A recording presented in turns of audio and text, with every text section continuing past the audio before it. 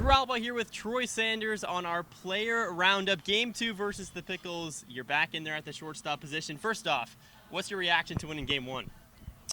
Honestly, not surprised. I know we have a good ball club here, and we can take it to any team. So The Pickles have won, or lost 2 games rather, this whole season. It's both been against the Sweets. The kryptonite of the Pickles, maybe?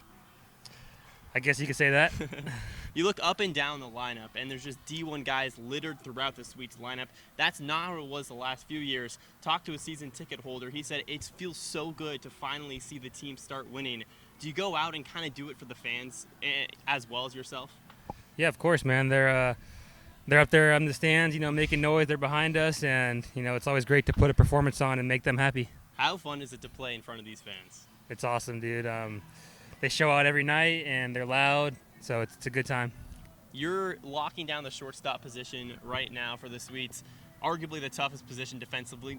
Catcher arguably is right there too, but how hard is it to go night in, night out and kind of continually perform? You just got to take it day by day, keep things under control, and, day by day. Day by day, you are hitting the ball day by day. What's your mentality going into the batter's box every day? Just trying to put up good at-bats, trying to get on base for my team, and, trying to make something happen up there. When you're hitting the ball hard, when maybe you're not having things fall your way, but you're still consistently getting the attack, the approach you want, how do you kind of say, all right, let's forget about the numbers. I hit the ball hard twice today. That's something that should be celebrated. Right, yeah, just exactly what you said. If you're hitting the ball hard, you're putting up good at-bats, then, sometimes the numbers don't show it, but deep down that you're doing something the right way, so just got to stay with it. When it's not going offensively right for you, how do you kind of turn that side of your brain off and say, I got to go out and play defense? My dad always told me defense never slumps.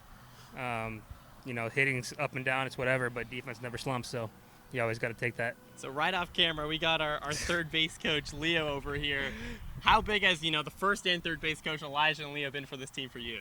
They're awesome. I feel like them being young makes them super relatable to us, and it's fun to play behind them. They definitely get us, and they get the game.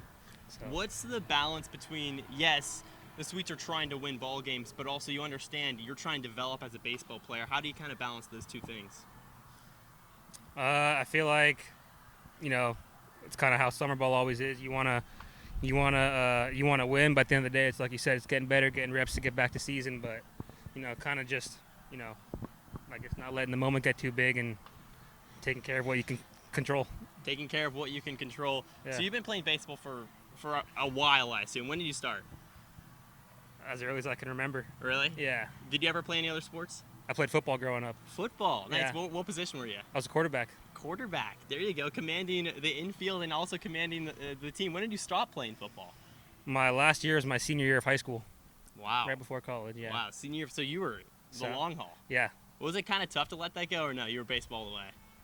I always thought football was more fun, to be honest, just like the games and all Really? that. But, baseball, there's more longevity in that. And, it's a little better at baseball, so. Not as many concussions, all that stuff. Yeah, exactly. That helps. Yeah. All right, so you have a pretty sick mitt that's just sitting right here. You want to tell the story about it? I see this cactus. You want to show the camera really quick?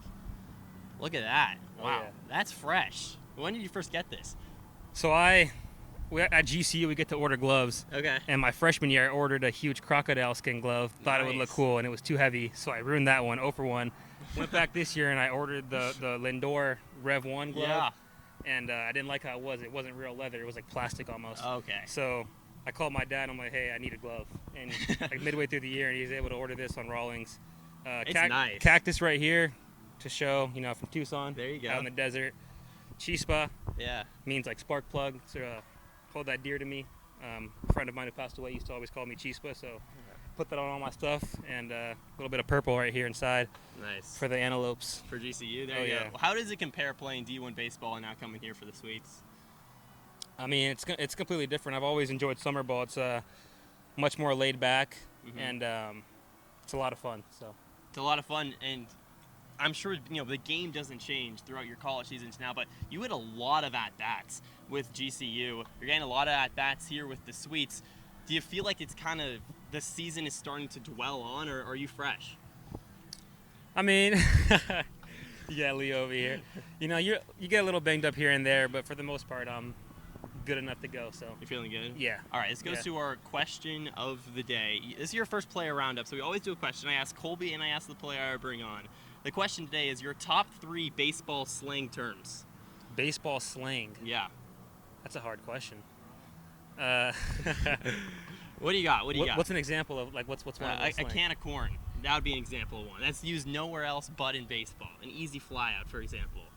You know, I see all these guys talking in these, these kind of code almost if you don't know the game. You got anything you really like? I gotta think about that one. The hot corner. That's Third a good base. one. That's good. Off the top of my head, I don't really have any How slang about that I one? can. Come on, you got One this. slang. Let's think. I threw a curveball at you. You gotta, I I don't was know. lobbing What in do you got, fastballs. Leo? What do you got? Leo off camera. Leo, come on in. We've been referencing you. Come on. Yeah, get up over here. Come on in camera. I really don't use slang too much. You don't use slang too much? Um, This guy, what do you got? You're listening. Some slang that I like to use. I don't know if it really counts, but I say parties out front.